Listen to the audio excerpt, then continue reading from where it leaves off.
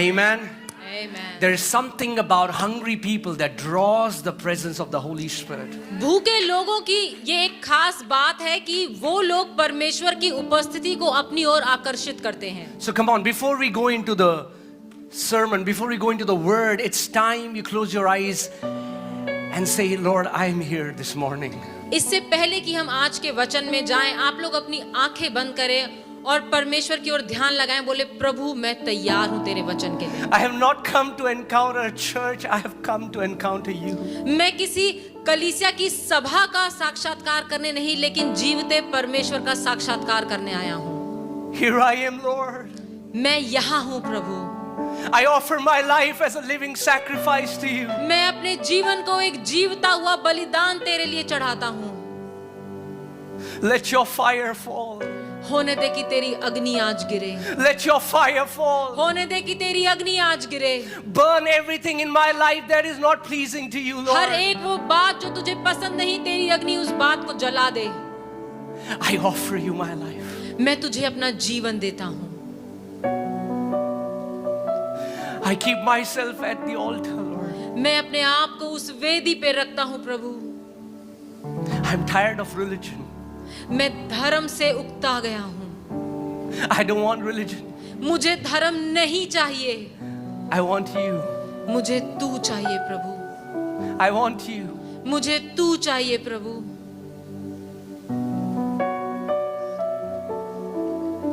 Holy Spirit. पवित्र आत्मा, This is your church. ये तेरी कलीसिया है We are your people. और हम तेरे लोग हैं. Fall afresh. ताजगी से हम पर गिर प्रभु आज.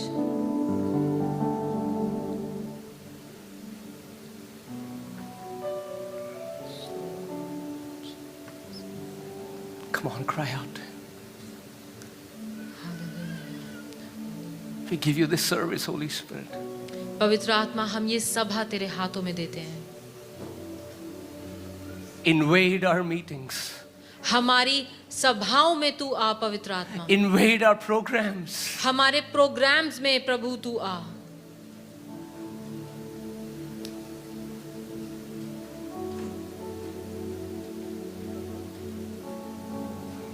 Transform us हमें बदल दे प्रभु. from inside out. अंदर से प्रभु बदल दे.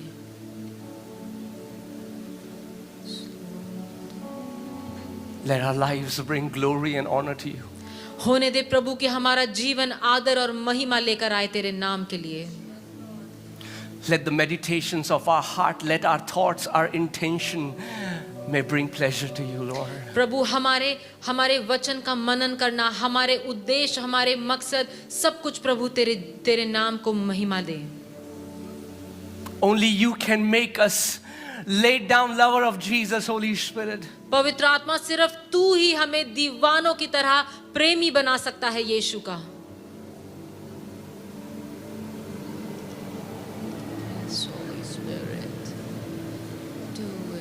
Set every heart on fire right now. हर एक दिल को आज अपनी अग्नि से भर दे. Set every heart on fire today, Lord. यहाँ मौजूद हर एक के दिल को प्रभु तू आज आग से भर दे प्रभु.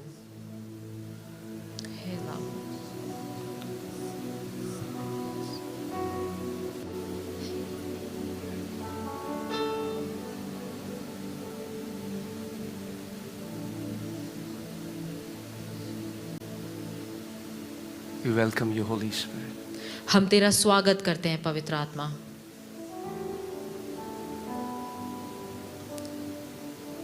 If you don't anoint our words, हमें अभिषिक्त कर प्रभु. if you don't anoint our words, they are simply noise, Lord. प्रभु, अगर आज तू हमारे शब्दों को अभिषिक्त नहीं करता तो वो सिर्फ आवाज है, सिर्फ शोर मचाने वाले शब्द हैं.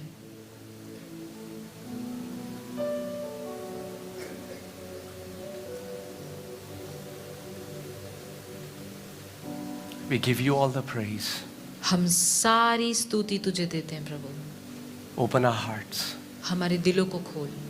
Open our ears. हमारे कानों को खोल. In Jesus' name. यीशु के नाम में आमीन। Amen.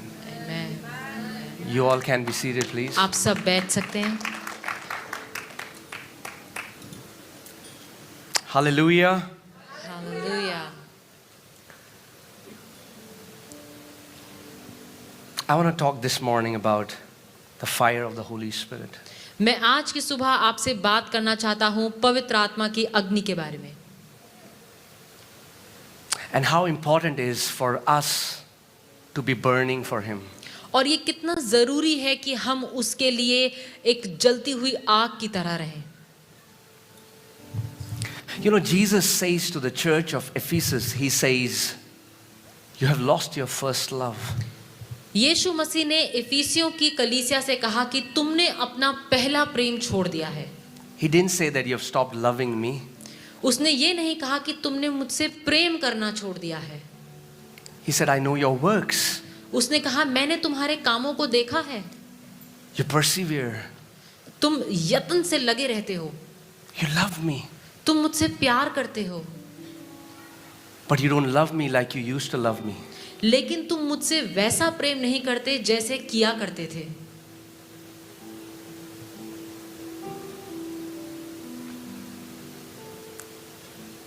The Lord not only wants us to love Him, He wants to be our first love. परमेश्वर सिर्फ ये नहीं चाहता कि हम उससे प्रेम करें, लेकिन वो चाहता है कि हम उसको अपने जीवन में पहला स्थान दें। And if we can remember a time where we used to love Him, और जब हम याद करें वो समय कि जब हम उससे प्रेम करते थे and it's not today, और वो आज नहीं है, then it's time to come back to the first love. तो ये समय है कि हम जैसे उससे पहले प्रेम किया करते थे वैसे ही फिर से पहला प्रेम करें उससे। You can just hear this as a sermon, or you can take this as an invitation. या तो आप इसे एक प्रचार की तरह सुन सकते हैं या फिर एक निमंत्रण की तरह। Do you remember the time when you got saved? क्या आपको याद है वो समय जब आपने नया जीवन पाया था? And all that mattered was Him. और किसी बात की परवाह नहीं थी, परवाह थी तो बस एक बात की, और वो था यीशु। Would travel miles upon miles to go to meetings. हम मीलों मीलों दूर चलकर जाते थे यीशु की सभाओं में, But then we started gaining knowledge here. लेकिन फिर हमें थोड़ा ज्ञान मिलने लगा यहाँ पे, And head started to become bigger and heart started to become smaller. और हमारी जो ये बुद्धि है बड़ी होने लग गई और हृदय छोटे होने लग गए। His presence was replaced by nice doctrines. और उसकी उपस्थिति की जगह ले ली ज्ञान व्यान बातों ने। The passion for the Lord was replaced by programs. परमेश्वर के लिए जो दीवानगी थी वो उसकी जगह ले ली प्रोग्राम्स ने। But today the Lord wants to give you an invitation. लेकिन आज की सुबह परमेश्वर आपको एक निमंत्रण देना चाहता है, And He wants to call you back to that first love. और परमेश्वर आपको उस पहले प्रेम की तरफ वापस बुलाना चाहता है। He wants to make your heart tender again, tender for His voice. और वो चाहता है कि आज फिर से आपका दिल उसकी आवाज के लिए नम्र हो जाए। Amen. आमीन। He wants to baptize you with His fire. वो आज आपको अपनी अग्नि का बपतिस्मा देना चाहता है। You know, the baptism of the Spirit, the filling of the Holy Spirit is not a one-time event. आप जानते हैं पवित्र आत्मा से भर जाना ये एक बार का होने वाली कोई बात नहीं है। The Bible, Apostle Paul says, do not be drunk with wine, but be filled with the Spirit. प्रेरित पौलुस कहते हैं कि दाखरस में मतवाले ना हो जाओ, लेकिन पवित्र आत्मा से भर जाओ। It's a command. ये एक आदेश है, It's not a suggestion, church. ये कोई सुझाव नहीं है। He's not saying that if you want, you can do that. No, you cannot live this life without the infilling of the Holy Spirit. ये कोई सुझाव नहीं है। प्रेरित पौलुस ये नहीं कह रहे कि अगर मन करे तो पवित्र आत्मा से भर जाओ, लेकिन इस मसीही चाल में आप पवित्र आत्मा के बिना, उसके अभिषेक के बिना नहीं चल सकते। You can gain a lot of knowledge. आप बहुत सा ज्ञान पा सकते हैं, But it's not the knowledge that will transform us. Encountering Him transforms us. लेकिन ये ज्ञान नहीं है जो हमें बदलेगा, लेकिन परमेश्वर के साथ साक्षात्कार है जो हमारे जीवन को बदलेगा। Apostle Paul was a scholar. प्रेरित पौलुस एक स्कॉलर था। Knew the Old Testament like no one else. वो पुराना नियम इस तरीके से जानता था जैसे कि कोई नहीं जानता था। But still never knew who God is.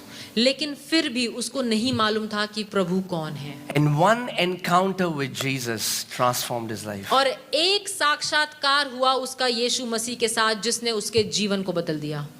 I think that should be our cry.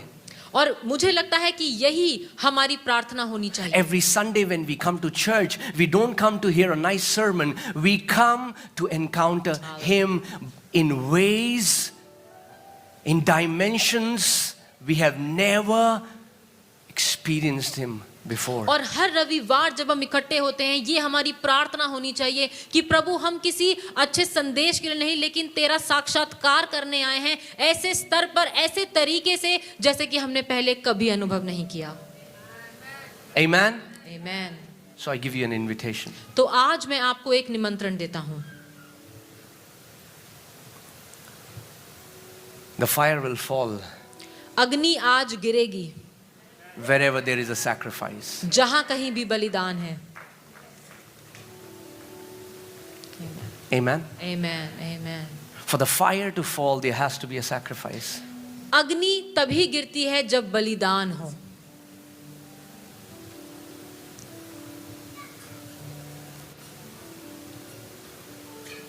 God is not into entertainment business. परमेश्वर हमारा एंटरटेनमेंट करने के लिए नहीं, मनोरंजन करने के लिए नहीं है।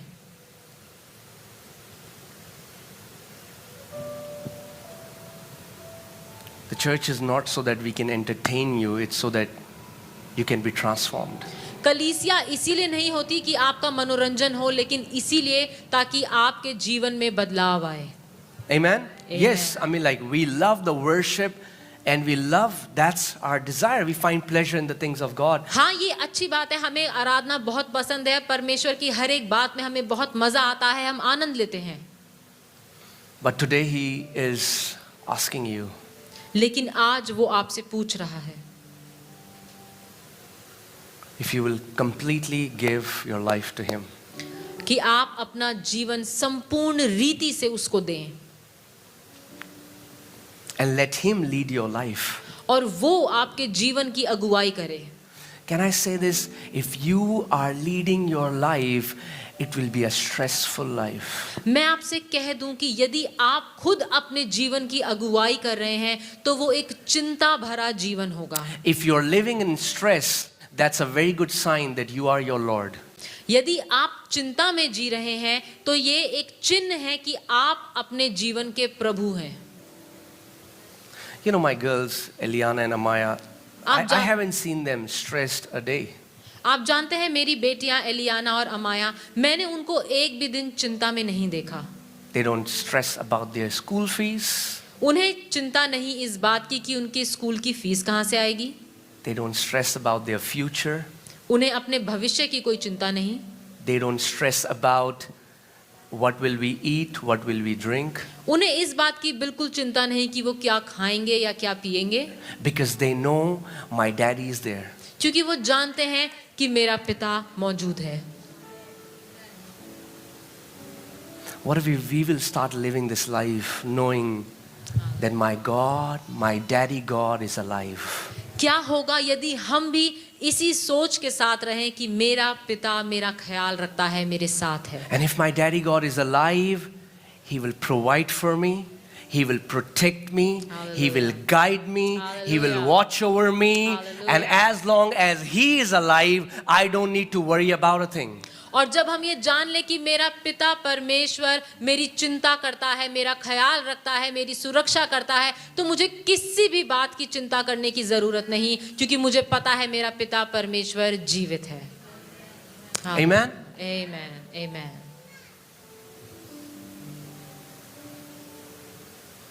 You know, today let's do a little bit of heart check. आज क्यों ना हम ऐसा करें कि अपने दिलों को जांचें, Because we have become experts in Christianese. क्योंकि हम इस ईसाई भाषा में हम लोग बड़े सिद्ध हो गए हैं। You know all the right words to say. हमें पता है कब कौन सा शब्द इस्तेमाल करना है। We can say excellent prayers. हम लोग बिल्कुल उत्तम प्रार्थनाएं कर सकते हैं।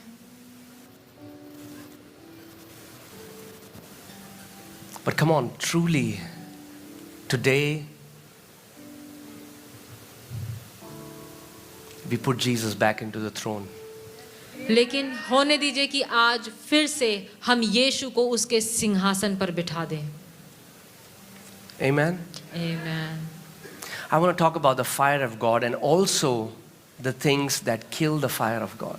मैं आज बात करना चाहता हूँ परमेश्वर की अग्नि के बारे में और उन बातों के बारे में जो परमेश्वर की अग्नि को बुझाते हैं।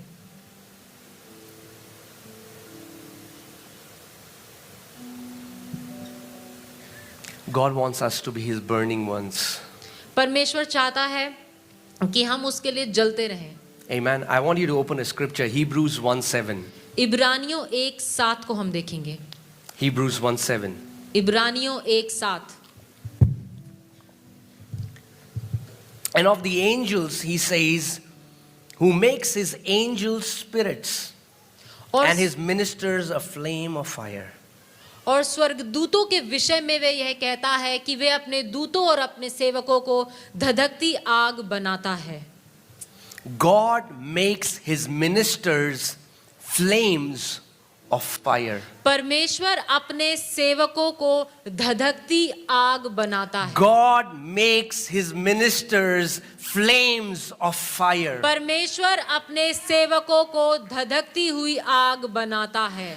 Wearing a fancy suit does not make you a minister. एक अच्छा सूट पहनना आपको एक अच्छा सेवक नहीं बनाता। Standing behind a pulpit does not make you a एक minister. पुलपिट के पीछे खड़ा होना आपको एक सेवक नहीं बनाता। Burning with the fire of God is what makes you a minister of the gospel. परमेश्वर की धधकती हुई आग से जलना आपको एक सेवक बनाता है। Amen. Amen. We can copy all the theatrics and we can put an LED and we can put the light and we can do all of that. But if the fire of God is not present, nothing is going to transform.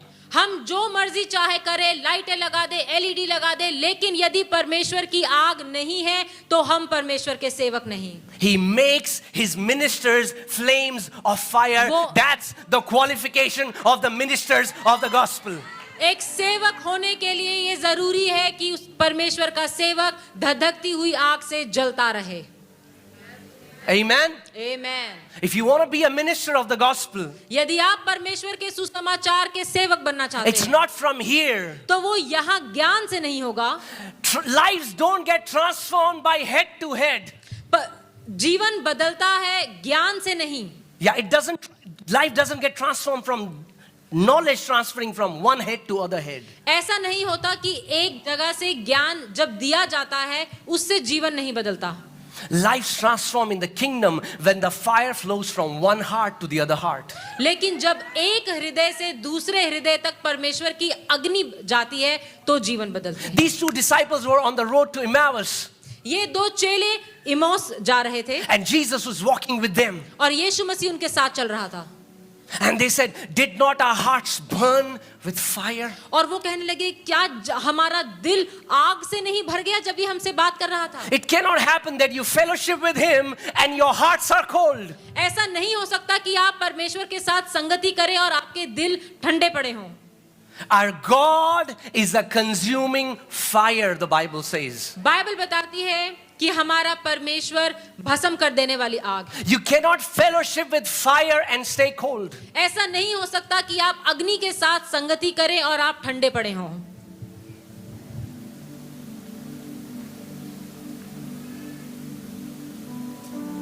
We need to ask ourselves this question, where is the fire? ये जरूरी है कि हम अपने आप से ये सवाल पूछें कि वो अग्नि आज कहाँ है। It's not the excellence of speech. ये अच्छी तरीके से, अच्छी रीति से बोलना इस बारे में नहीं है, It's about the fire. ये अग्नि के बारे में है। It is not a man that can transform life. कोई इंसान किसी के जीवन को नहीं बदल सकता, It's the fire. ये है परमेश्वर की अग्नि जो बदलती है। Amen? आमेन।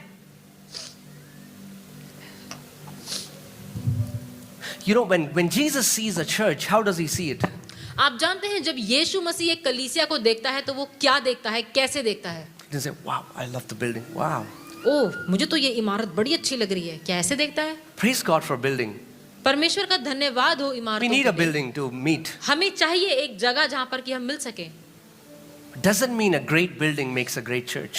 इसका मतलब यही नहीं कि अगर बहुत बड़ी इमारत है तो बहुत ही बढ़िया चर्च है, नहीं। Do you want to see how Jesus sees a church? आप देखना चाहते हैं कि यीशु मसीह कैसे देखता है कि कलीसिया कैसी है?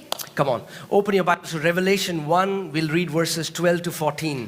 प्रकाशित वाक्य 1:12 से 14 हम पढ़ेंगे। Revelation 1, 12 to 14. Are you alive? Can I hear you loud? Amen? Okay.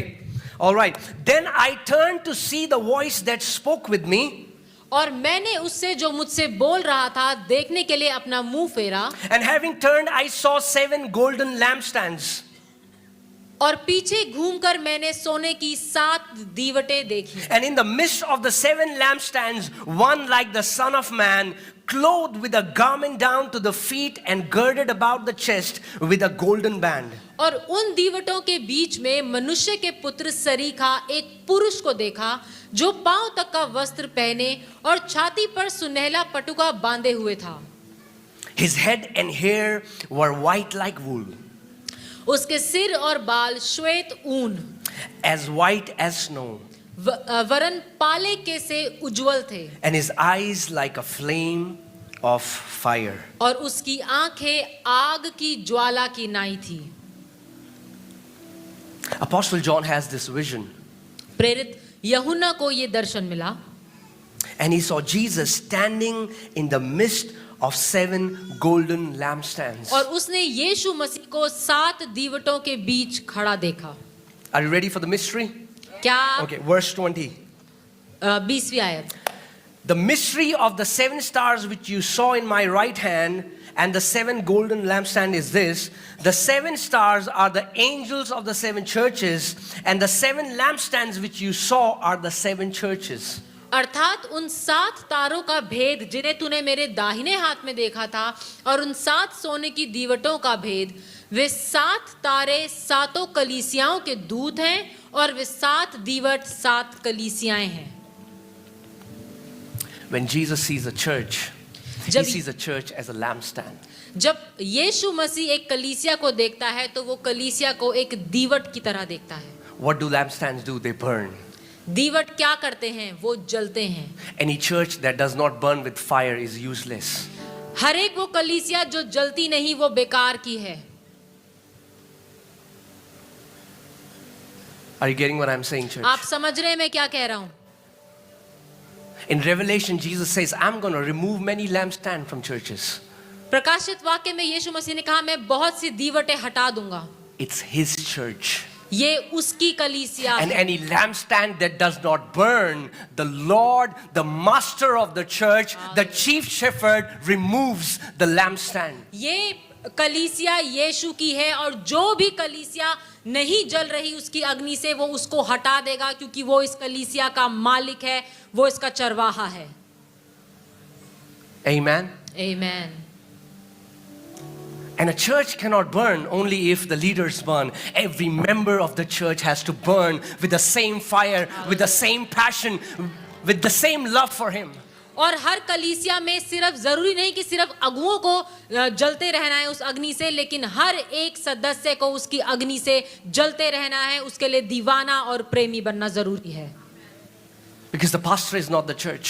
क्योंकि एक पासवान कलीसिया नहीं The है, worship team is not the church. जो आराधना की टीम है वो कलीसिया नहीं है। If you say you are a part of this church, if you say you are a member of this church, then you have a responsibility. यदि आप कहते हैं कि आप इस कलीसिया के सदस्य हैं, आप इस कलीसिया का एक हिस्सा हैं, तो आपकी एक जिम्मेदारी है, आपके ऊपर एक काम है.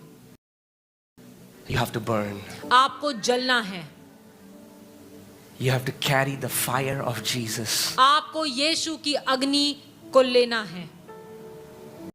And the beautiful thing about the fire is that the fire spreads. और खूबसूरत बात यह है अग्नि की कि आग फैलती है. One spark has the potential to set the entire forest on fire. एक चिंगारी काफी है कि पूरे जंगल में आग लगा दे. One spark in your heart is enough to set your entire household on fire. आपके दिल में एक चिंगारी काफी है कि आपके पूरे परिवार को आग से भर दे. आग से भर दे. Amen. Amen. Our entire walk with the Lord is the walk of fire. हमारी ये जो यात्रा है परमेश्वर के साथ, ये अग्नि की यात्रा है. You know, in John 2:17 it talks about Jesus and he says the zeal of God's house has eaten me. और It's consumed me. यूहन्ना 2:17 में यीशु मसीह के बारे में लिखा गया है कि परमेश्वर के घर की धुन मुझे खा रही है. And that word zeal comes from the Greek word zeo, which means to burn hot. और जो ये शब्द है ज़ील, धुन, ये एक यूनानी शब्द To burn hot. जिसका अर्थ है जलना. To be fervent. To be passionate. दीवानों की तरह. We need to ask ourselves this question: are we still passionate for the things of God? हमें अपने आप से ये सवाल पूछना जरूरी है, क्या हम आज भी परमेश्वर की बातों के लिए उतने ही दीवाने हैं? Are we still do the things of God? Still do something in our heart? क्या आज भी परमेश्वर की बातें, उसके काम हमारे दिल में कुछ करती हैं? Luke 12:49. Luka 12:49. I came to send fire on the earth, and how I wish it were already kindled. मैं पृथ्वी पर आग लगाने आया हूं और क्या चाहता हूं केवल ये कि अभी सुलग जाती. Whoa! Jesus came to set the earth on fire. यीशु मसीह आया ताकि वो पृथ्वी पर आग लगा सके. Come on, say this. Lord Jesus, बोलिए मेरे साथ, प्रभु set me Yeshu on fire. मुझे अपनी आग से भर दे. Proverbs 26:20 says, नीति वचन 26:20. 26:20. Where there is no wood, the fire goes out. जहां लकड़ी नहीं वहां पर अग्नि बुझ जाती है. Where there is no wood, the fire goes out. जहां लकड़ी नहीं होती वहां अग्नि बुझ जाती है. As a priest of God, परमेश्वर का याजक होने के नाते it's your responsibility to keep putting wood on the altar. ये आपकी जिम्मेदारी है कि आप अपनी वेदी पर वो लकड़ी लगाए रखें ताकि अग्नि जलती रहे. Amen. In the Old Testament, पुराने नियम in में the temple of God, परमेश्वर के मंदिर में God said the fire should never go out. परमेश्वर ने कहा कि अग्नि कभी भी बुझनी नहीं चाहिए.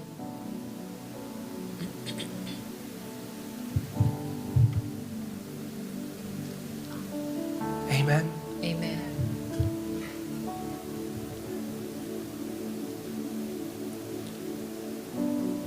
It's our responsibility. ये हमारी जिम्मेदारी है. It was the responsibility of the priest to put in the wood. पुराने नियम में ये याजक की जिम्मेदारी थी कि वो लकड़ी लगाता रहे ताकि आग न बुझे. Amen. Amen. See, the Lord is going to send His fire, परमेश्वर अपनी अग्नि को भेजेगा, but you have to keep it burning. लेकिन ये आपकी जिम्मेदारी है कि आप उसे लगातार जलाते रहें, उसे बुझने ना दें। It's every day offering your body as a living sacrifice. ये हर दिन का काम है कि हम अपने शरीरों को एक जीवता हुआ बलिदान चढ़ाएं। When you read His Word, जब हम उसके वचन को पढ़ें, when you spend time in prayer, जब उसके साथ प्रार्थना में समय बिताएं, when you go in fellowship with other जब believers, आप और विश्वासियों के साथ संगति करें, what are you doing? आप क्या कर रहे हैं? You're putting wood on the fire. आप उस लकड़ी को उस आग के लिए रख रहे हैं। When you feel that the fire has started to die, जब आपको लगे कि वो अग्नि कम हो रही है, बुझती जा रही when you है, feel that you're losing the passion for the things of God, जब आपको लगे कि आप परमेश्वर की बातों के लिए उस दीवानेपन को खो रहे हैं, get back in your room अपने कमरे में वापस जाएं and say, Lord, send your fire. और बोलिए, प्रभु अपनी अग्नि को भेज। Paul tells Timothy and he says, stir up the gift of God that is in you. पौलुस तिमुथियुस को कहता है कि तेरे अंदर जो वरदान है उनको जगा। And in one translation it says, rekindle the fire that is in you. और एक अनुवाद में इस तरीके से लिखा है कि तेरे अंदर जो अग्नि है उसको फिर से जला। Amen. Amen. I don't know this message is for how many people, but I'll be so glad if only a few catch it and you will be burning ones.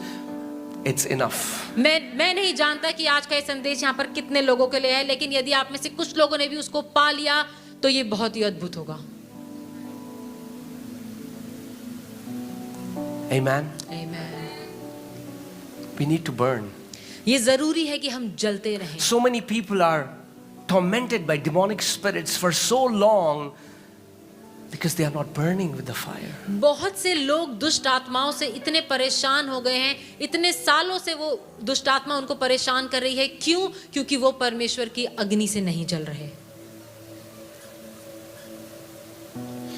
The flies love to sit on a cold food. जो मक्खियां हैं वो ठंडे खाने पर बैठना पसंद करती हैं। Don't blame it on the flies. ये मक्खियों का दोष नहीं है, That's their nature. ये उनका स्वभाव है। But if your food is hot, लेकिन यदि आपका भोजन, आपका खाना गर्म है, you will not worry about flies sitting on the food. आप मक्खियां उधर नहीं आएंगी। If you are burning hot for Jesus, demons won't dare to come near you. यदि आप परमेश्वर की अग्नि से जल रहे हैं तो कोई दुष्ट आत्मा की इतनी जरूरत नहीं कि वो आपके नजदीक आए। Amen. Amen. The kingdom of darkness doesn't recognize us by the eloquence of our speech, by our degrees and by the clothes that we wear. अंधकार का राज्य हमें हमारे अच्छे बोलने से, हमारी क्या डिग्री है, हमारे पास क्या है, इससे नहीं पहचानती। The kingdom of darkness sees the people who are burning with fire and they can recognize the ones who are the burning ones. लेकिन वो लोग पहचानती हैं कि कौन है जो परमेश्वर की आग से भरे हुए लोग हैं और परमेश्वर की अग्नि में चलते हैं। Amen. So I want to share some few points about the things that kill fire in us. तो मैं आज कुछ बातें आपके साथ बांटना चाहता हूं कि वो क्या बातें हैं जो हमारे जीवन में इस अग्नि को बुझा देती हैं। And if we can really work on that, और यदि हम सच में इन बातों पर कार्य कर सकें, even on the last day, if you're on your bed and it's time to go home, you will be passionate, radical, burning ones before leaving this earth. तो अपनी आखिरी सांस में भी जब आप वापस घर जाने वाले होंगे, आप परमेश्वर के लिए एक धधकती हुई आग की तरह होंगे। The heaven would be preparing because they would say, a passionate, laid down lover of Jesus is coming home. पूरा स्वर्ग आपके लिए तैयारी करेगा क्योंकि वो जानता है कि यीशु से दीवानों की तरह प्रेम करने वाला व्यक्ति आज आ रहा है। They will not say a Christian is coming home. वो ये No. नहीं कहेंगे कि एक मसीही आज घर आ रहा है, They will say a radical, passionate, laid down lover is coming home. लेकिन वो कहेंगे एक दीवानों की तरह यीशु मसीह से प्रेम करने वाला प्रेमी आज आ रहा है। Amen. Amen. So there are things that kill the fire in us. तो कुछ बातें ऐसी हैं जो हमारे अंदर की उस अग्नि को बुझा देती हैं। First is prayerlessness. पहली है प्रार्थनाहीन जीवन। Prayer is not a religious routine. प्रार्थना कोई धार्मिक रीति रिवाज नहीं है। See, for many people, prayer is the last, it's an SOS prayer. Save my soul. कुछ लोगों के लिए प्रार्थना ऐसी है कि बस जब कुछ समझ ना आए, बिल्कुल आखिरी चीज जो है वो प्रार्थना। When they are at the end of their life, they don't know what to do, so they will send a message to 1,000 people on WhatsApp. तो जब उनको पता नहीं है कि अब क्या करना है, अब तो समस्या का कोई समाधान नहीं, तो वो हजारों लोगों को व्हाट्सएप मैसेज करेंगे। Prayer is not the last resort. Prayer should be our first response to the Father. प्रार्थना हमारे लिए सबसे आखिरी बात नहीं होनी चाहिए, लेकिन किसी भी बात में सबसे पहली चीज हमारे लिए प्रार्थना होनी चाहिए। Amen. I mean, like, if a person is in that situation, yes, you pray. SOS prayers. हाँ, यदि ऐसी कोई समस्या है तो प्रार्थना करनी चाहिए। But do we pray when we feel healthy? लेकिन क्या हम सिर्फ तभी प्रार्थना No. करते हैं? Do we pray when we are healthy? क्या हम तब प्रार्थना करते हैं जब हम बिल्कुल स्वस्थ हैं? When you don't feel any sickness? जब कोई बीमारी नहीं? When your accounts are full? जब आपके जो अकाउंट हैं, बैंक अकाउंट पूरे भरे हुए हैं? When there is no problem in your life? जब कोई दिक्कत नहीं है जीवन में? Do you pray? क्या तब आप प्रार्थना करते हैं? Because prayer is not just asking things from the Father. क्योंकि प्रार्थना करने का मतलब सिर्फ चीजें मांगना नहीं है प्रभु से। Prayer is fellowshipping with the one who loves you. प्रार्थना करने का मतलब है कि वो जो आपसे प्रेम रखता है उसके साथ आप संगति कर रहे हैं। Do you know you can pray for 8 hours and not ask a thing from God? क्या आप क्या जानते हैं कि आप 8 घंटे प्रार्थना कर सकते हैं और उस प्रार्थना में परमेश्वर से कुछ भी नहीं मांग सकते?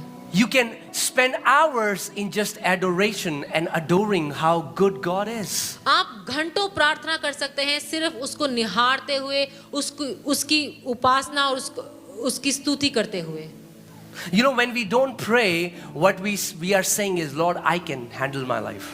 आप जानते हैं जब हम प्रार्थना नहीं करते उसका मतलब ये है कि हम प्रभु को कह रहे हैं कि मैं देख लूंगा, मेरी लाइफ, मेरा जीवन है। Some great man of God said, I don't know his name, I forgot, but I was reading his book and he said, a Christian without a consistent prayer life is like a tree without roots. A tree without roots. एक परमेश्वर के एक जन, उनकी मैं किताब पढ़ रहा था, उसने कहा कि एक मसीही जो निरंतर प्रार्थना नहीं करता वो बिना जड़ का पेड़ है। You know what will happen? आप जानते हैं क्या होगा? One storm एक आंधी and you don't see them anymore. और आप फिर उन्हें दोबारा कभी नहीं देखेंगे। And I want to tell you, और मैं आपको बताना चाहता we हूँ, are living in the midst of storms. हम लोग आंधियों के बीच में रह रहे हैं। The time for casual Christianity is over. वो समय जब हम बहुत ही साधारण मसीही की तरह जीते हैं, वो समय खत्म हो गया है। There are persecutions happening in this nation, and if your faith is not anchored in Jesus, guess what? You're going to run away when persecution comes. हम उस समय में रह रहे हैं, उस देश में रह रहे हैं जहां पर मसीहों के लिए सताव है, और यदि आपका विश्वास यीशु मसीह में मजबूत नहीं, तो जब सताव आएगा पता नहीं आप कहां होंगे। But if you have a life of prayer and we are anchored in Christ, लेकिन यदि आपका एक प्रार्थना भरा जीवन है और आपका विश्वास मसीह यीशु में मजबूत है, guess what? सोचिए No क्या होगा? matter what kind of storm comes, फर्क नहीं पड़ता कैसी भी आंधी क्यों ना आए, you will be rooted and grounded there, standing steadfast in the faith of the Son of God. आप जड़ पकड़े रहेंगे, वहीं खड़े रहेंगे अपने विश्वास में जो परमेश्वर के पुत्र यीशु मसीह में है। Amen? Amen. Jesus told his disciples, he's like, pray so that you might not fall into temptations. यीशु मसीह ने अपने चेलों को सिखाया कि प्रार्थना करो ताकि तुम परीक्षा में ना पड़ो। And can I tell you, today, और मैं आपको बता दूं, आज in the time of disciples, चेलों के समय में there was no Instagram, Instagram नहीं there था, was no Facebook, फेसबुक भी नहीं था, there was no Netflix, कोई नेटफ्लिक्स नहीं था, there was no internet. वहां उस समय कोई इंटरनेट नहीं था। If at that time Jesus told them, pray so that you may not fall into temptation, how much more today when wherever you see around, we are surrounded by temptations. और जब उस समय में यीशु मसीह ने अपने चेलों को कहा कि प्रार्थना करो ताकि परीक्षा में ना पड़ो, तो सोचिए कितना जरूरी है हमारे समय में कि हम प्रार्थना करें ताकि परीक्षा में ना पड़े। If a believer does not have a life of prayer, guess what? You will be constantly tempted. यदि एक विश्वासी निरंतर प्रार्थना में नहीं बना रहता तो उसके जीवन में परीक्षाएं आती ही रहेंगी. Jesus said it, right? If you pray so that you might not fall into temptation. Don't pray, what happens? You will fall into temptation. यीशु मसीह ने कहा प्रार्थना करो ताकि परीक्षा में ना पड़ो. इसका मतलब यदि प्रार्थना नहीं करोगे तो परीक्षा में पड़ जाओगे. Because prayer gives us strength to walk like Christ. क्योंकि प्रार्थना हमें ये सामर्थ्य देती है कि हम यीशु मसीह की तरह चल फिर सकें. I know one of the main reason people say is, Pastor, you don't know, I'm very busy. एक बात है जो ज्यादातर लोग मुझे कहते हैं, अरे भाई तुम्हें नहीं पता, पास्टर आपको नहीं पता, मैं बहुत ही बिजी हूँ. I'm very busy. मैं बहुत ही बिजी हूँ, बहुत ही व्यस्त हूँ. David was a king of a nation. Dawood एक राज्य का राजा था. Don't tell me you're busier than a king. आप मुझे ये मत बताइए कि आप एक राजा से ज्यादा व्यस्त हैं. A king who was surrounded by wars, a king who was leading 12 tribes, a king who had to take the decisions for an entire nation, and David had a life of prayer. एक राजा जो एक पूरे राज्य का राजा था, जो 12 गोत्रों के ऊपर राजा था, जिसे वहां जो युद्धों से घिरा रहता था, वो उसका जीवन प्रार्थना भरा जीवन था. If a king यदि एक राजा can find time to pray, you can find time to pray. यदि एक राजा वो समय ढूंढ सकता है प्रार्थना के लिए, तो आप भी समय ढूंढ सकते हैं प्रार्थना के लिए. Amen? Amen. Amen. Can we hear a loud amen? क्या हम एक जोर से आमेन सुन सकते हैं? Moses was the senior pastor of a mega church. 40 lakh people. मूसा 40 लाख लोगों के ऊपर परमेश्वर ने उसको एक लीडर ठहराया था. What did he do when there was crisis? क्या किया उसने जब परेशानी आई, मुसीबत आई? He fell at his face. वो अपने मुंह के बल परमेश्वर के सामने गिर गया. Because the solution is not in the world, the solution is in him. क्योंकि समस्या का समाधान दुनिया में नहीं लेकिन परमेश्वर के पास है. He prayed for days. He prayed for days. अच्छा, उसने दिनों तक प्रार्थना करी. Amen? Amen. But pastor, I'm not a king and I'm not a pastor. I'm a businessman and I have a government job.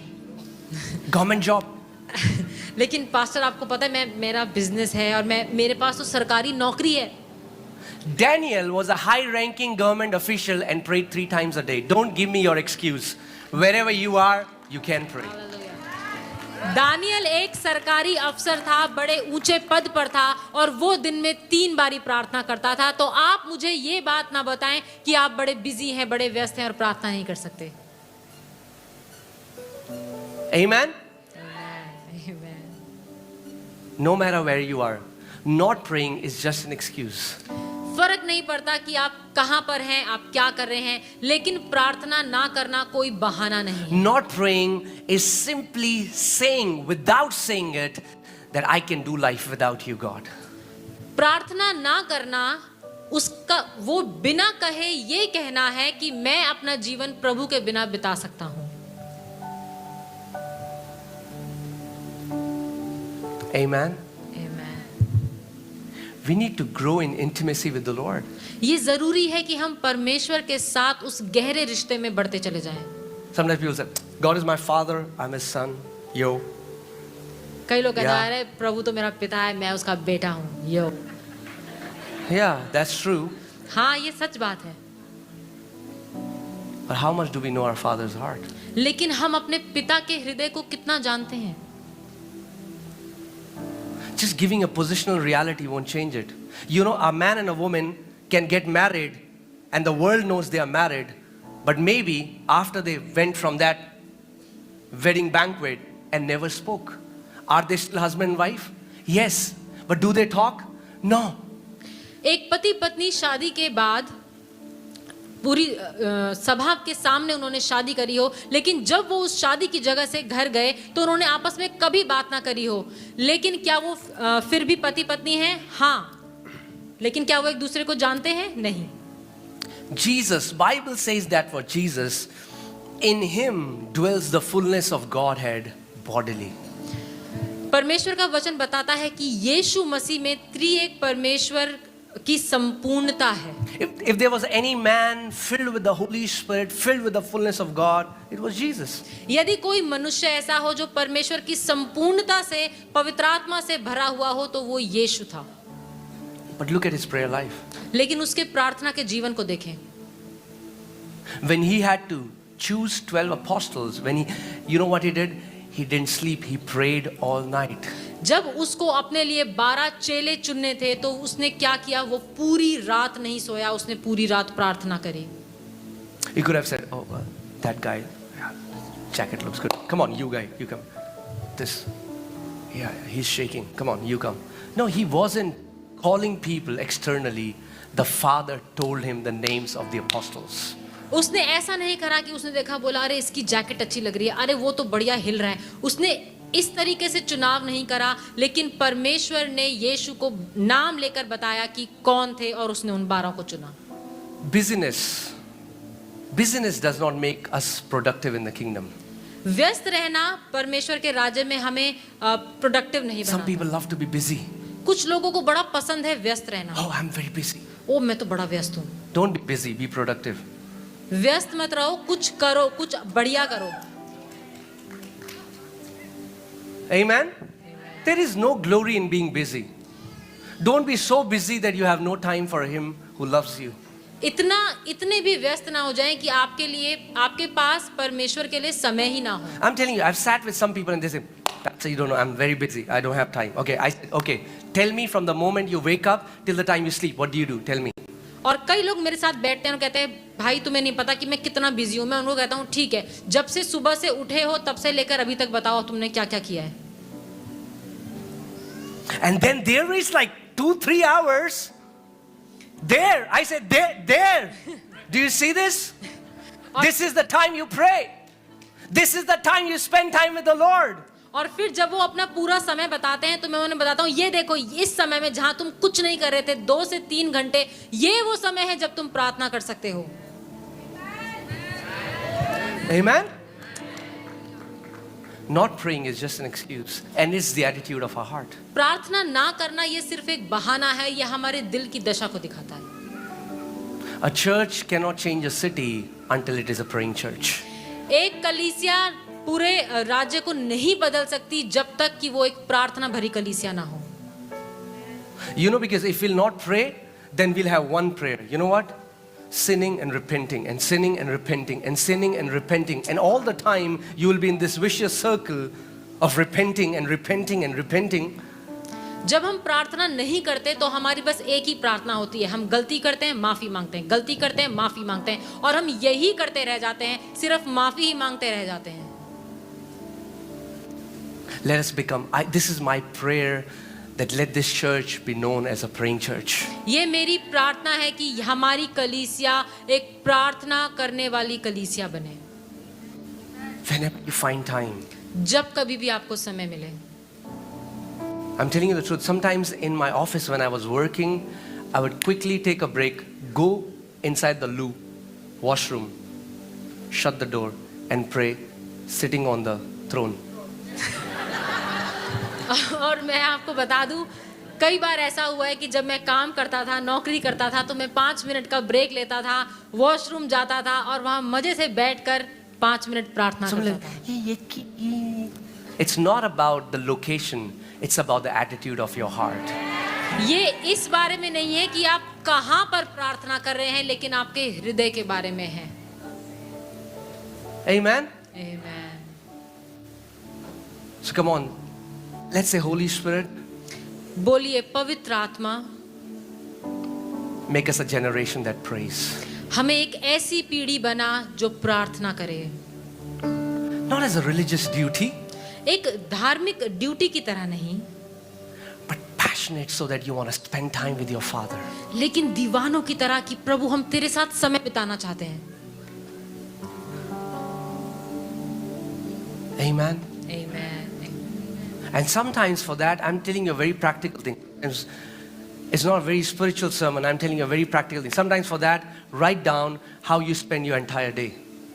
और कई बार आप बस ये लिख सकते हैं कि आपने अपना सारा दिन कैसे बिताया, And there you will find so much of time. और वहां पर जब आप वो लिखेंगे तो आपको पता चलेगा कि आपके पास कितना सब खाली समय था। I'm not saying don't watch something, don't watch these series. What I'm saying is, man, make a deal. First, I'm going to pray 2 hours a day. When that is done, then I'll see something for half an hour. मैं आपको But let prayer be first. मैं आपको ये नहीं कह रहा कि आप ये सीरीज ना देखें, ये ना देखें, वो ना देखें, लेकिन मैं कह रहा हूँ कि सबसे पहले प्रार्थना को आप स्थान दीजिए। पहले बोलिए कि मैं 2 घंटे में प्रार्थना करूंगा, उसके बाद मैं कुछ देखूंगा। Say, Lord, I'm not busy. बोलिए, प्रभु मैं व्यस्त नहीं हूँ। I pray that Holy Spirit will break this lie of our generation. मेरी ये प्रार्थना है कि पवित्र आत्मा हमारी पीढ़ी के इस झूठ को तोड़ दे कि Some मैं people busy are so busy, they have traveled the world with their thumb on Instagram. कुछ लोग इतने व्यस्त हैं कि वो पूरी दुनिया घुमाए सिर्फ इंस्टाग्राम कर करके, They were very busy. और कहते हैं हम बहुत बहुत बिजी हैं, बहुत व्यस्त हैं। Sometimes even in sleep they'll be doing this. कई बार तो वो अपनी नींद में भी ऐसे ऐसे उनका अंगूठा चलता रहता है। I'm not busy. Say, I'm not busy. बोलिए, मैं व्यस्त नहीं हूँ। I'm not busy. मैं व्यस्त नहीं हूँ। I'm available for the king. मैं राजा के लिए अवेलेबल हूँ। I'm available for my friend. मैं अपने दोस्त के लिए अवेलेबल हूँ। You know, you remember the time where your friend calls you and you have some important work, you're like, man, if you need me, that's okay. I'm going to set aside this and I'm going to give you priority. क्या कभी ऐसा हुआ है कि आपके किसी दोस्त ने आपको फोन करके बोला हो कि यार मुझे जरूरत है, मुझे काम है, आजा, और आप कुछ काम कर रहे हो और आपने कहा हो कि मैं इस काम को एक तरफ रखता हूँ और पहले तुझसे मिलने के लिए आता हूँ? And if you say, Lord, I want to do that, He will give you the grace for that. और यदि आप परमेश्वर से कहेंगे कि प्रभु मैं ऐसा करना चाहता हूँ, तो आपको वो ये अनुग्रह देगा कि आप ऐसा कर सकते See, this walk is not, this walk does not happen with your own strength. ये जो मसीही यात्रा है, ये हमारी अपनी सामर्थ्य में नहीं होती। Holy Spirit will empower you to do that. पवित्र आत्मा आपको वो सामर्थ्य देगा कि आप इस यात्रा को पूरा कर सकें। Oh man, it's almost 1 hour and I have not even finished one point. Glory! 1 घंटा होने पर है और मैंने अभी Hallelujah. पहला पॉइंट भी पूरा नहीं किया। Are you ready? आप तैयार हैं? You know, I'm just building your capacity. मैं सिर्फ आपकी जो कैपेसिटी है उसको बढ़ा रहा हूँ। Amen? Amen. Yeah. You know, that's why I love to preach in this church. You know why? इसीलिए मुझे इस कलीसिया में प्रचार करना अच्छा लगता है। You know why? जानते हैं क्यों? Nobody tells me, Pastor, 40 minutes. कोई मुझे ये नहीं बोलता, पास्टर 40 मिनट हो गए। I say, okay, but in my heart I'm saying, I don't know where to begin and where to end. मैं अपने मन में तो कहता हूँ अच्छा ठीक है, लेकिन मुझे नहीं पता मैं कहाँ शुरू करूँ, कहाँ खत्म करूँ। And then they say, oh, 40 minutes, we forgot to tell you. 30 minutes is the message and in 10 minutes you do the ministry of the Holy Spirit. और वो कहते हैं अरे हम आपको बताना भूल गए, 30 मिनट का संदेश और 10 मिनट में आप अपनी प्रार्थना और सेवकाई का जो समय है वो है। Oh, glory. Right? So come on, let's commit today that we'll become intentional to pray. आज आप इस बात का वायदा करिए कि हम समय निकालेंगे, खुद से ये निर्णय लेंगे कि हमें प्रार्थना करना है। Prayer will only happen when we'll become intentional towards it. प्रार्थना तभी होगी जब हम उसके लिए एक निर्णय लेंगे और कहेंगे हमें करनी है, हम Is there करेंगे। anybody, and you know, some guests come to your house and they say, man, wow, very nice butter chicken, how did you prepare it? You're like, मैंने नहीं prepare, हो गया बस अपने आप। फ्रिज से चिकन निकले, बन गया। क्या ऐसा कभी हुआ है कि आपके घर में कोई मेहमान आए और वो कहें कि वाह कितना बढ़िया बटर चिकन बनाया, how did you make it, did it happen on its own? No, right? We are intentional towards it. नहीं, आप गए, आपने बनाया, आपने सब कुछ किया, तैयारी A करी। committed prayer life starts by being intentional to spend time with the Lord. जब हम इस बात का निर्णय ले लेते हैं, ये वादा कर लेते हैं कि हमें प्रार्थना करनी है भले ही कुछ भी हो जाए, तो ही प्रार्थना का जीवन संभव है। Start your day by asking grace. The Bible says His grace and mercies are new every morning. Bible बताती है कि उसकी करुणा हर दिन नई है। You don't know what challenges you'll face in the day, but in the morning you can say, Father, I ask for and receive new grace and new mercy to live this day. आप नहीं जानते कि आपके आने वाले दिन में आप कितनी चुनौतियों का सामना करेंगे, लेकिन आप हर सुबह ये कह सकते हैं कि पिता, मैं आज के लिए उस अनुग्रह को प्राप्त करता हूं जो मेरे लिए रखा है। Amen. Second thing that kills the fire of God is offense. दूसरी बात जो हमारी उस अग्नि को बुझा देती है वो है बुरा मानना। Offense will kill the fire of God.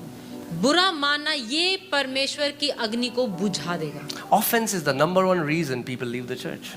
बुरा मानना वो एक पहली बात है जिसकी वजह से लोग कलीसिया छोड़कर चले जाते हैं। And Jesus said offenses will come. और यीशु मसीह ने कहा कि नाराजगियां तो आएंगी।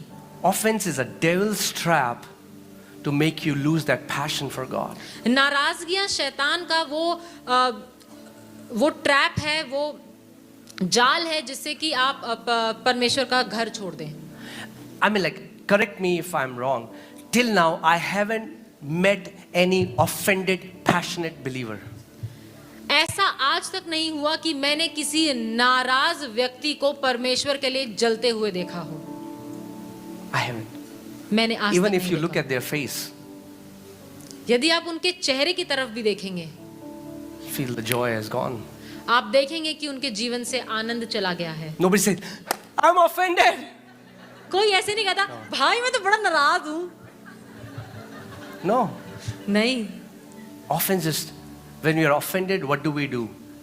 We isolate ourselves. जब हम नाराज होते हैं तो हम क्या करते हैं? हम अपने आप को अकेला कर लेते हैं। Okay, hear this. I am getting this. There are two main things. One is isolation and one is solitude. दो बातें हैं, एक है अपने आप को अकेला कर लेना और दूसरा है जब आप अपने आप को परमेश्वर के लिए अलग करते हैं।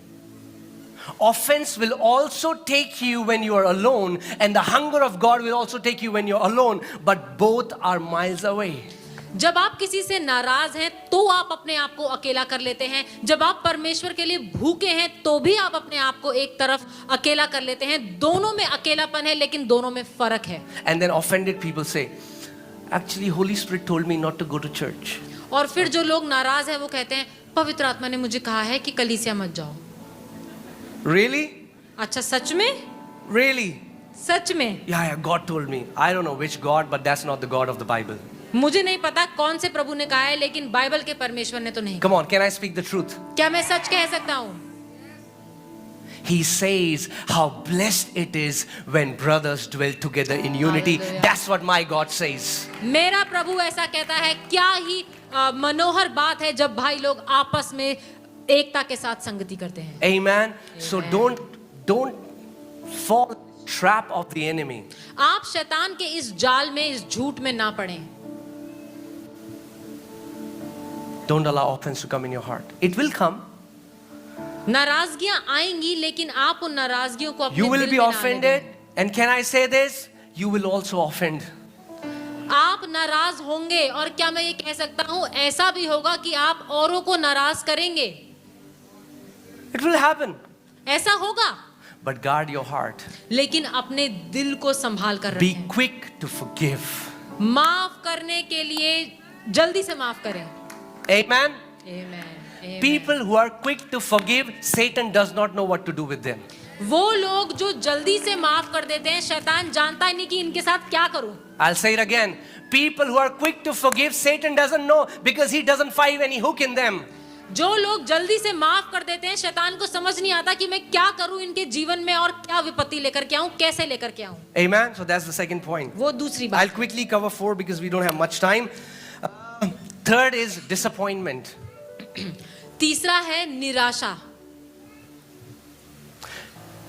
You know, we all have gone through some things that we never wanted should happen to us. हम सबके जीवनों में ऐसी ऐसी बातें हुई हैं जो हम नहीं चाहते थे कि कभी भी हो। Maybe a loss of a loved one. हो सकता है कि हमने अपने किसी प्रियजन को खोया हो, Somebody betrayed us. किसी ने हमें धोखा दिया हो। So many things that we get disappointed for. बहुत सी ऐसी बातें होती हैं जिनसे हमें निराशा होती है। And if you will abide and stay in that disappointment, that will kill your fire for God. लेकिन यदि आप उसी निराशा में रहें, उसी निराशा में बने रहें, उसी से घिरे रहें, तो वो आपके जीवन में परमेश्वर की अग्नि को बुझा। Because when something like that happens, you have to come back to that place where you say, Father, I don't know why, but I choose to trust in your goodness.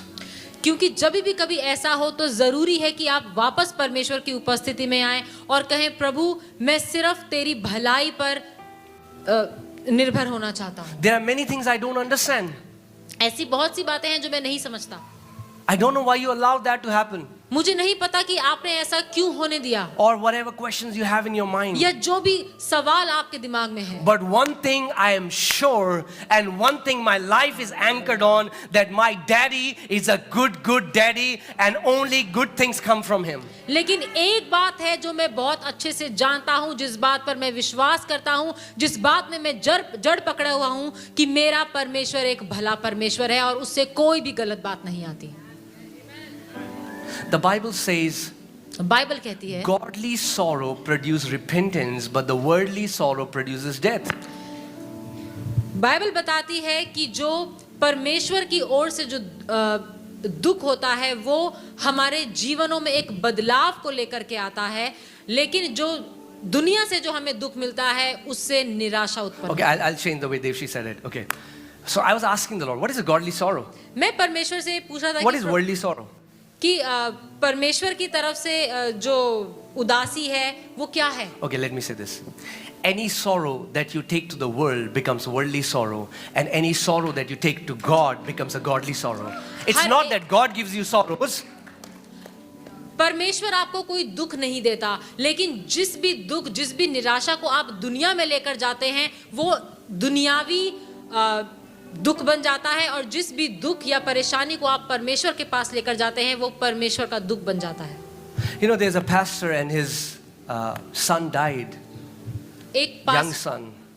एक पासवान और उनका जवान बेटा, उसकी मृत्यु हो गई। We can take that sorrow to the world very easily, broadcast it on our WhatsApp messages, tell the world how unhappy we are with God, or we can go into God's presence. हम इस बात को WhatsApp पे, Instagram पे 10 लोगों के पास, news में हम लोग हम चला सकते हैं और कह सकते हैं कि प्रभु ने ये क्या किया, लेकिन हम उसी दुख को प्रभु के पास भी लेकर जा सकते हैं। And God said, I'm going to give you many sons. और परमेश्वर ने कहा कि मैं तुम्हें बहुत बहुत बेटे दे सकता हूँ। And today through this man, God has radically changed lakhs upon lakhs of people. और परमेश्वर ने इस व्यक्ति के द्वारा लाखों लोगों के जीवन को बदल दिया। But what would have happened if you would have taken that sorrow to the world? लेकिन क्या होता यदि इसी दुख को वो इस दुनिया के पास ले गए होते? We will all have disappointments in life. हम सबके जीवनों में निराशाएं आएंगी, But don't take your disappointment to the world. लेकिन अपने निराशाओं, अपने दुख को दुनिया के पास लेके ना The जाएं। world has no mercy. They are going to butcher you. They are going to butcher your hope. ये इस दुनिया के पास कोई आशा नहीं, वो आपकी आशा को मार डालेगी। But when we take it to God and say, Father, I'm sad. My heart is broken. I don't understand it. But I don't doubt your integrity. I don't doubt your goodness. I still choose to trust you. You are still my good Father. And all the days of my life, I'm going to live for you. I'm going to worship you. And I'm going to serve you. लेकिन जब आप अपने उस दुख को परमेश्वर के पास ले जाएं और बोले, प्रभु मैं दुखी हूँ, मेरा दिल टूटा है इस बात से, लेकिन मैं इस बात में जड़ पकड़े हूँ कि तू एक अच्छा और भला परमेश्वर है और तू मेरे साथ कुछ बुरा नहीं होने देगा, तो आपकी समस्या बदल जाएगी। Amen. Disappointments will happen. निराशाएं आएंगी। I don't think there is anybody who will say that I was never disappointed in life. ऐसा कभी नहीं हो सकता कि कोई व्यक्ति कहे कि मेरे जीवन में तो कोई निराशा ही नहीं है। If we can understand all the things of God, then we would not need faith and trust, right? यदि हम परमेश्वर की सब बातों को समझ जाएं, सब बातों को जान जाएं, तो हमें विश्वास की जरूरत ही नहीं। All right, fourth point that kills the fire. चौथी बात जो हमारी अग्नि को बुझाती है, That is materialism. वो है सांसारिक बातें। सांसारिक प्रलोभन। वाह, एक ताली आंटी के लिए। Come on. सांसारिक प्रलोभन। वाह, hallelujah. सांसारिक प्रलोभन। See, materialism is not when you have stuff. Materialism is when the stuff has you. सांसारिक प्रलोभन का मतलब ये नहीं जब आपके पास ये सांसारिक बातें, ये सांसारिक चीजें हैं, लेकिन जब ये सांसारिक चीजों के पास आप हैं, ये आपको काबू में रखती हैं। You can get the things in the world. आप दुनिया की चीजें ले सकते हैं। How? You pursue them. हाँ, आप उनके पीछे जा सकते हैं। That becomes your life goal. आपके जीवन का उद्देश्य बन जाती है I ये want to सब be a चीजें। millionaire by 40. मैं जब तक 40 की उम्र में पहुंचूं, मैं I लखपति want a करोड़पति बनना 5-bedroom चाहता हूं। house before 35. 35 की उम्र से पहले मुझे 5 कमरों वाला So घर I'm going to चाहिए। hustle. तो मैं खूब मेहनत करूंगा। And I'm going to hustle. और I'm मैं- going to do overtime. मैं I will go crazy after every opportunity. I will change countries. I will change names. I will change my mark sheet. But I want to hustle and be successful. मैं खूब मेहनत करूंगा, गधे की तरह लगा रहूंगा, सब कुछ बदलूंगा, अपनी मार्कशीट, अपना नाम, सब कुछ बदलूंगा, जितनी अपॉर्चुनिटी मिलेगी करूंगा। लेकिन मैं बस लगा रहूंगा।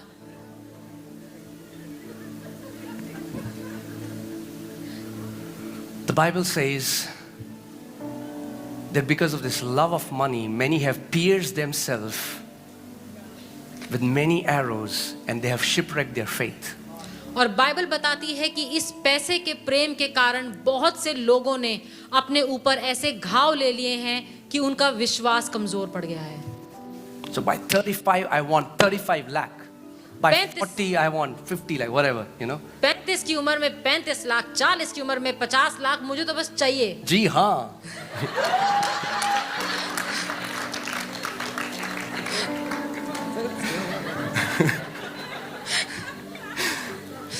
You know, we make these man-made goals and people give themselves and get consumed for what? Building what? Something that is temporary. लोग अपना पूरा जीवन व्यतीत कर देते हैं ये सब कुछ बनाने में, और क्या बनाने में? वो जो कि टेम्पररी है, कुछ समय का है। See, the Lord has no problem giving you a nice car and a nice house. परमेश्वर को कोई प्रॉब्लम नहीं है आपको एक अच्छा घर, एक अच्छी गाड़ी देने में। But first, you pursue Him. लेकिन पहले आप परमेश्वर का पीछा See, I करें। was telling you, there are ways. You can pursue and hustle and get those things, or you can seek the kingdom and His righteousness. And Jesus said, all these things that the world is dying to get will be added. You don't run after them, you run after the kingdom, and Jesus will add all these things in your life. दो बातें हैं, या तो आप अपना पूरा जीवन व्यतीत कर दें, मेहनत करते रहें, लगे रहें कि आप घर, गाड़ी, बंगला बनाएं, या फिर आप परमेश्वर के पीछे चलें, उसका पीछा करते रहें, उसको ढूंढते रहें, उसको खोजते रहें, और ये सब बातें आपके पीछे पीछे हो जाएंगी। Amen. I always say this. Don't become fixed deposits from where God cannot withdraw His own money. मैं कई बार ये बात कहता हूँ और कहता हूँ कि आप वो फिक्स डिपॉजिट ना बन जाएं जहां से परमेश्वर कुछ ले नहीं सकता। When He says to give, you give. जब परमेश्वर आपको बोले दो, तो आप देने वाले बने। Amen. It would be beautiful when God will have the freedom to get anything out of our hands. ये कितना अच्छा होगा कि जब परमेश्वर के पास जब हमसे कुछ मांगे हम उसे दे दें। If your life's goal is to become rich, I want to tell you, you're in a pitiable situation. यदि आपके जीवन का उद्देश्य अमीर बनना है तो मैं आपको बता दूं कि आप एक बहुत ही दुख भरी व्यवस्था में हैं। You have not known His heart. आप अभी तक परमेश्वर के हृदय को Money नहीं is the जानते। least in kingdom. It shall be added. You don't run after it. पैसा सबसे नीचे है परमेश्वर के राज्य में। आप इन चीजों के पीछे भागते नहीं, ये सब चीजें आपके जीवन में जुड़ जाती हैं। We don't run after it. We run after our purpose. हम इन चीजों के पीछे नहीं भागते, लेकिन हम अपने मकसद के पीछे भागते हैं, और ये सब चीजें हमारे जीवन में जुड़ जाती हैं। Amen. आमीन। So let us not be like Israelites. तो हम इजरायलियों की तरह ना बने। God gave them gold and silver. परमेश्वर ने उनको सोना और चांदी दिया। Problem is not with gold and silver. God also gave Abraham gold and silver. So don't blame the gold and silver. तो समस्या सोना और चांदी नहीं है, परमेश्वर ने अब्राहम को भी सोना और चांदी दिया। God gave David gold and silver. Well, what did David do? David built the house of the Lord with that gold and परमेश्वर silver. ने दाऊद को भी सोना और चांदी दिया, लेकिन दाऊद ने उस सोने चांदी का क्या किया? उसने उससे परमेश्वर का घर बनाया। Problem is not with gold. The problem is with our heart. समस्या सोना और चांदी नहीं, लेकिन हमारा हृदय है। Don't worship the material things. आप इन चीजों की, इन सांसारिक चीजों की आराधना ना करें। You know, when I'm talking about materialism, some people say, how much is too much? कुछ लोग कहते हैं कि कितना कितना है। How much is, let me ask you a question. How much is too much? मैं आपसे पूछूं कि कितना होना कितना है?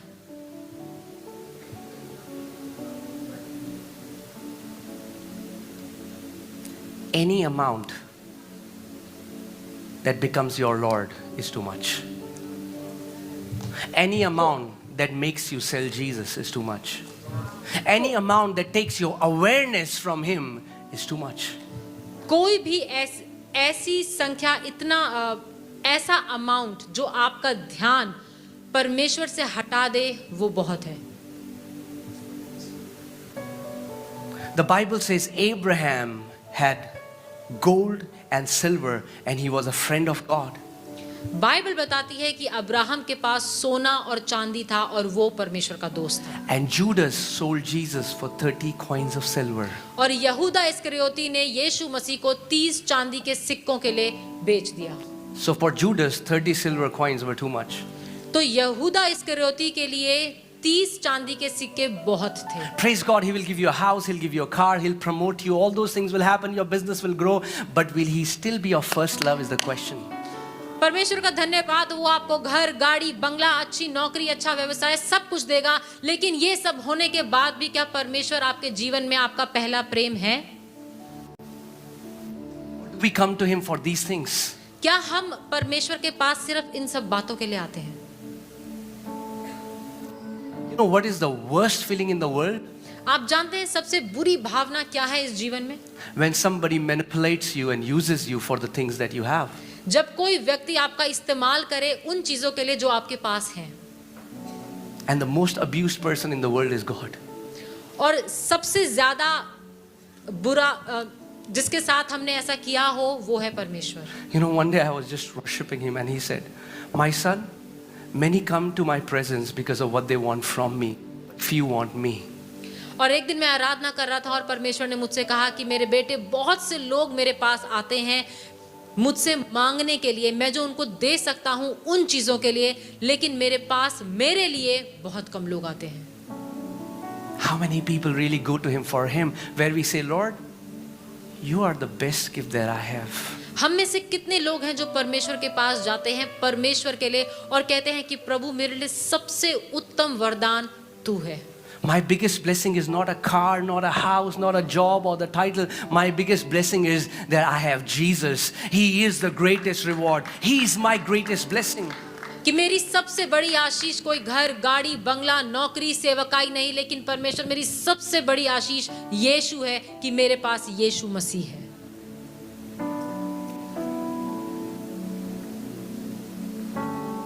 Amen. The Lord loves to bless His people and He will do that. परमेश्वर को ये पसंद है कि वो अपने लोगों को आशीषित करे और वो आशीष करता रहेगा। But let seeking those things may not become our life's purpose, because it is not. लेकिन ऐसा ना हो कि हमारे जीवन का मकसद हो जाए कि हम इन सब बातों के पीछे चलें। Can I say this? क्या मैं ये कह सकता हूँ? Can I say this? क्या मैं ये कह सकता हूँ? You don't have to prove yourself to anyone. आपको अपने आप को किसी को प्रूव करने की जरूरत नहीं। I साबित want to करने prove की my friends by 40 I'm so successful. Lay down those desires. मैं तो अपने Come on, दोस्तों turn को your neighbor दिखा and के say lay रहूंगा। down. मैं अपने दोस्तों को दिखा के रहूंगा कि 40 की उम्र तक मैं क्या क्या कर लूंगा। ये करना छोड़ दें। आपको कुछ साबित करने की You जरूरत don't है। have to prove anything to anyone. आपको किसी को कुछ भी साबित करने की Can जरूरत you नहीं है। imagine Jesus? He's God in flesh. He spoke and billions of galaxies were created and the same God in flesh is now walking on the earth. क्या आप सोच सकते हैं यीशु मसीह वो जो परमेश्वर है जिसने बस बोला और इस ब्रह्मांड की रचना हो गई, वो इस धरती पर चल फिर रहा है? And he's walking as a humble carpenter, no desire to prove who he is. और वो एक नम्र बढ़ई की तरह इस धरती पर चल फिर रहा है और उसे किसी को कुछ भी साबित करने की नहीं पड़ी हुई। He's not saying, hey, you. I made you. वो ऐसे किसी ने कह रहा, जानता है मैं कौन हूँ? Sometimes we want to prove ourselves to so many people. कई बार हम लग जाते हैं कि बस हमें किसी को कुछ साबित करना Come on, खाना है कि that's like building sand castles. वो ऐसा है जैसे मिट्टी के घर बनाना। Apostle Paul says, प्रेरित पौलुस कहता if है, all that we hope for, if all our life is about this 80 years, this 100 years, 120, whatever, how long you live, if that is what we are living for, we are more pitiable than anyone else. प्रेरित पौलुस कहता है यदि हमारा सारा जीवन इसी धरती के लिए, धरती पर हमारा जितना समय लिखा है जो 100-120 साल हैं, अगर उसी के बारे में है तो हम एक बहुत ही दया वाली दशा में हैं। Sometimes people get offended because Jesus didn't give them a house. कई लोग इसीलिए नाराज हो जाते हैं क्योंकि यीशु मसीह ने उनको एक घर नहीं दिया। And in the New Testament, people gave houses. और नए नियम में लोगों ने अपने घर दे दिए परमेश्वर के राज्य के लिए। Are we still living a sacrificial life? क्या हम आज भी वो बलिदान भरा जीवन जी रहे हैं? Come on, let us start seeking His kingdom with all our heart. आइए हम परमेश्वर के राज्य को अपने पूरे मन से खोजें। Amen. Amen. Seek ye first the kingdom of God and His righteousness, and all these things shall be added unto you. Let God add them, you don't pursue them.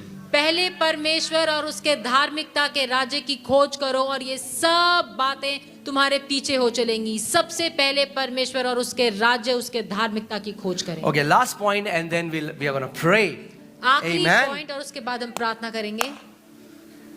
And the last thing is the casual attitude towards the things of God. परमेश्वर की बातों के लिए एक बहुत ही casual, हल्का व्यवहार। You know, when we lose that awe, that reverence for God, जब हम परमेश्वर के लिए उस आदर को खो देते हैं,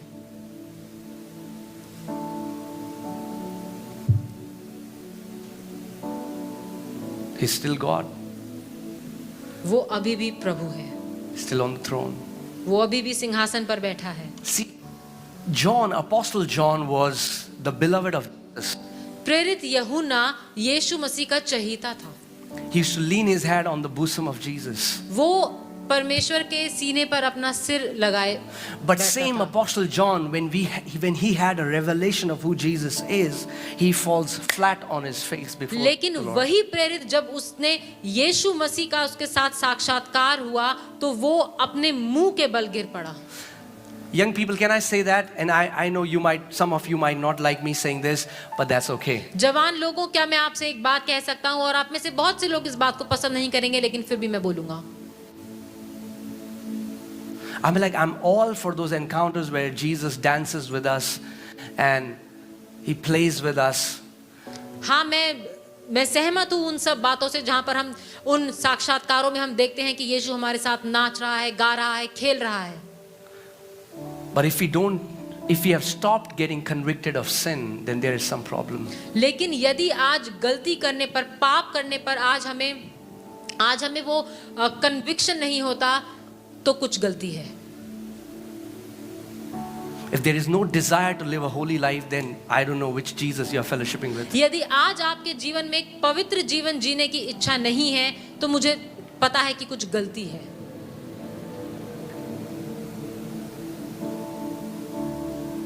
Because you cannot fellowship with the Holy One and not have the desire to walk in holiness. क्योंकि ऐसा नहीं हो सकता कि आप उस पवित्र परमेश्वर के साथ संगति करें और एक पवित्र जीवन जीने की इच्छा ना रखें। And I'm not talking about external holiness, okay? और मैं बाहरी पवित्रता के बारे में बात नहीं I'm कर talking रहा, about an internal transformation. मैं उस अंदरूनी बदलाव के बारे में बात कर रहा I'm talking about when we get okay with things. हूँ। मैं बात कर रहा हूँ जब हमें लगता है कि ठीक है, चलता है यार ये तो। नहीं। And yes, I mean, like, none of us are walking perfect, but I'm talking about that desire pressing on where we say, Lord, I want to walk like you. हम में से कोई भी सिद्ध नहीं चल रहा, सबसे गलतियां होती हैं, लेकिन मैं बात कर रहा हूं एक ऐसे व्यवहार की जहां पर हम कहते हैं नहीं बस बहुत हो गया, और आप लगे रहते हैं कि आप एक पवित्र जीवन जीने की इच्छा रखते हैं। Jesus, I want to offer my eyes as a living sacrifice. यीशु, मैं अपनी इन आंखों को तेरे लिए एक जीवता हुआ बलिदान चढ़ाऊं। Jesus, I want to offer my ears as a living sacrifice. यीशु, मैं अपने कानों को तेरे लिए एक जीवता हुआ बलिदान Jesus, I want to चढ़ाना offer चाहता my lips as a living हूं। sacrifice. यीशु, मैं अपनी जुबान को तेरे लिए एक जीवता बलिदान I want to चढ़ाना offer चाहता my हूं। heart as a living मैं अपने दिल sacrifice. को तेरे लिए एक जीवता बलिदान चढ़ाना चाहता हूँ।